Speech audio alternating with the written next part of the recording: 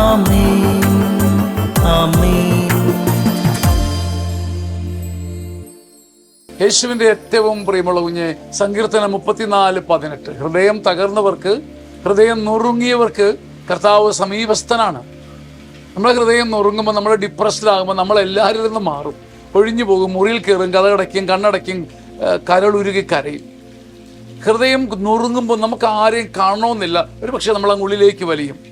അങ്ങനെ ഹൃദയം നുറുങ്ങി ഒറ്റപ്പെട്ട് ഒരു മുറിയിൽ ചടഞ്ഞ് പാതാളത്തിൽ എന്നവണ്ണം നീ അമർന്ന് ഉരുകി അടിഞ്ഞു കുത്തി കിടക്കുമ്പോഴും ദൈവം ഒരാൾ നിന്റെ സമീപത്ത് വന്ന് നിൽക്കുകയാണ്.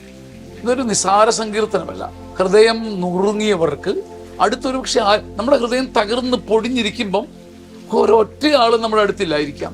പക്ഷെ ആ തകർച്ചയുടെ ആ പാരമ്യത്തിൽ, പാതാളത്തിൻ്റെ അടിത്തട്ടിൽ, കണ്ണുനീരിൻ്റെ ആ മുക്കുഴിയിൽ, ആ മഹാചുഴിയിൽ ദൈവം നിന്റെ സമീപത്താണ്. സങ്കീർത്തനം 34:18.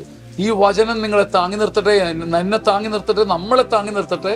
നമ്മുടെ ആത്മാവിൽ ഒരു പുതിയ അഗ്നിവിറകിട്ട് തരട്ടെ. ആമേൻ ആമേൻ ആമേൻ.